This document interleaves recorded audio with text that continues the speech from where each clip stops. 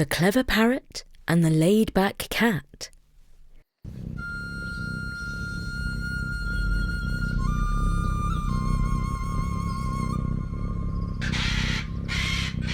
In ancient times, two unlikely friends lived in the forest.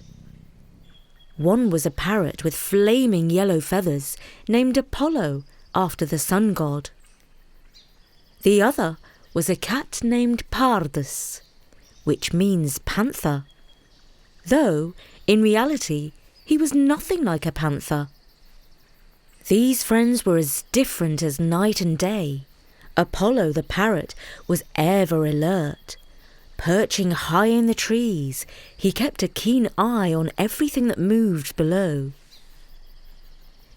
If he spotted a human hunter sneaking through the bushes or a tiger stealthily prowling the undergrowth, he would flap his wings and squawk at the top of his lungs.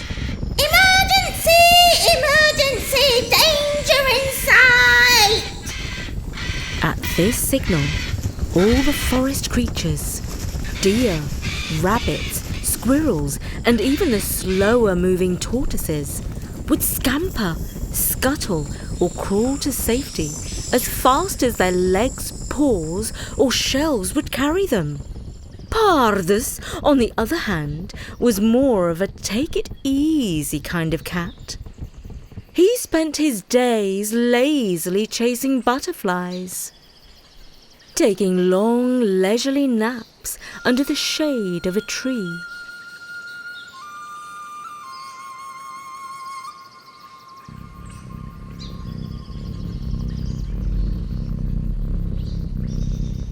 And occasionally attempting to catch his tail.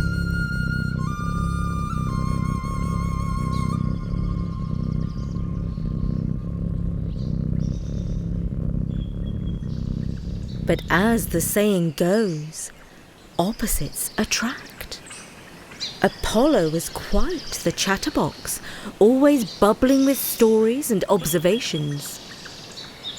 From his high perch, he had a bird's-eye view of the world, and he loved nothing more than sharing all the wonders he had seen with Pardus. The rainbows, the stars, the silvery moon, and even the towering walls of the nearby city.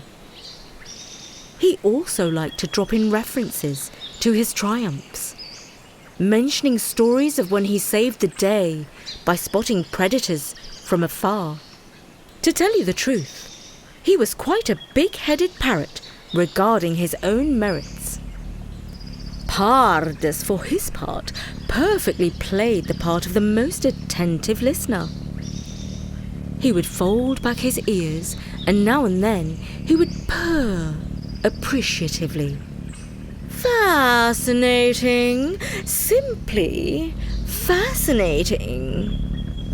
His deep, rumbling purrs were music to Apollo's ears, encouraging him to embellish his tales with even more details and excitement.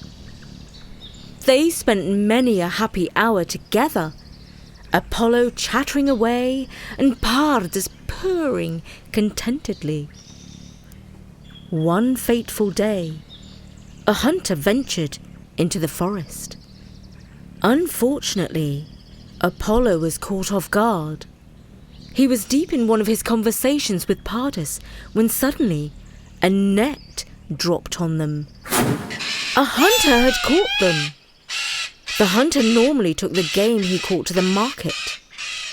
But on this occasion, he thought to himself, "We need a cat at home to catch the mice. And as for the flaming yellow parrot, he will make for a stunning gift for my wife and can keep her company while I'm away hunting."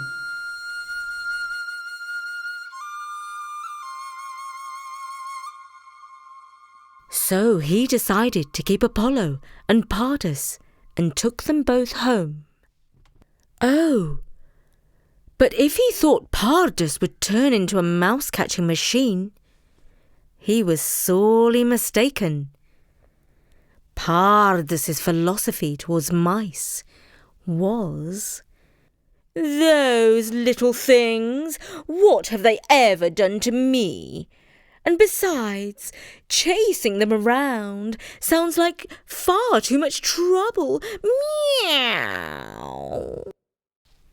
And Apollo, well, he didn't take to domestic life either. Being cooped up in a cage did not suit him at all. His once gleaming feathers lost their luster and began to moult, rather than being the delightful chatterbox he once was. His squawking turned into a cacophony of annoyance, especially since he didn't know any human words. So one day, the hunter admitted to his wife, "My love, I fear I may have erred in bringing these two good-for-nothings home. I shall take them to the market at week's end, okay?" Off he went on a long hunting expedition, leaving his pregnant wife, who was worn out and in need of rest. She decided to nap, blissfully unaware that a pair of nefarious burglars had spotted her husband leaving and plotted to break into the house.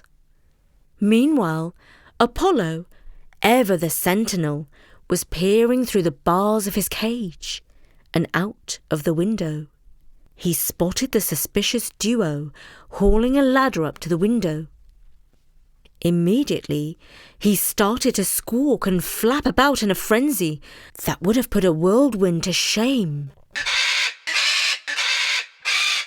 His commotion was so uproarious that the neighbours came running to see what the fuss was about.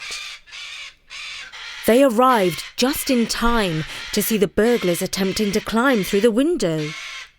Without hesitation, they pushed the burglars, who tumbled back into the street in a most undignified heap. When the hunter returned home, he heard all about the story. You can imagine how happy he and his wife were with the parrot. They praised him, fed him nuts and berries, and even let him out of his cage to flap around the room. The lazy cat meowed. "Hey, what about me? I was in danger too. They might have catnapped me, meow." But nobody was listening to the lazy cat. After that, 6 times a day, he had to listen to Apollo recounting how he stopped the burglars. It was the parrot's proudest moment and favourite story ever, and he never stopped squawking about it. The poor cat was driven mad and had to run away and live on what scraps he could find for himself. And as for Apollo, well, he became the family's hero. All the future children and grandchildren were brought up on tales about how his vigilance saved the day. And even though he missed his friend Pardus, he knew he had found his calling as the watchful protector of his new home. He would not dream of leaving, because he had an important job to do, and that gave him a sense of purpose. As for Pardus, well, he carved out a niche for himself as a legend, the cat who determined that he was simply too fabulous to be anyone's pet, opting instead for the life of a roamer. And given that his new lifestyle occasionally left him with an empty stomach, he was finally compelled to master the art of mouse catching. After all, necessity is the mother of invention.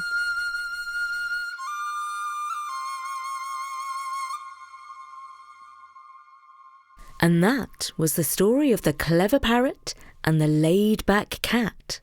Now you've heard the story, what is your opinion? Do you think the parrot was really smart or just big-headed? And what about the motives of the two friends? What did the parrot like best of all? And what did it take to make the cat stop being completely lazy?